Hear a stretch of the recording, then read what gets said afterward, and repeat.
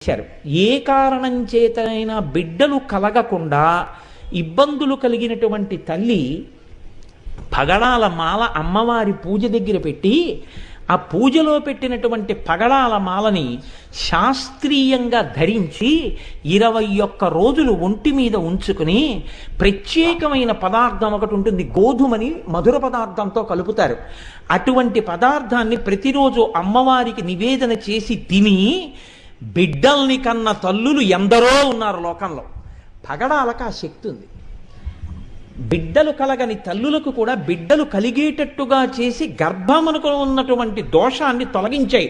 దీని మీద నాకు జ్ఞాపకం ఉంటే ఆ పేరు కరెక్ట్గా డాక్టర్ జెరీ అన్న ఆయన, మన దేశం వారు కాదు, ఆయన ప్రయోగం చేసి నిజమే భారతీయ సాంప్రదాయంలో పగడాన్ని అంత గొప్పగా చెప్పడానికి కారణం ఉంది, పగడానికి ఆ శక్తి ఉంది అని నిరూపించి చూపించారు. కాబట్టి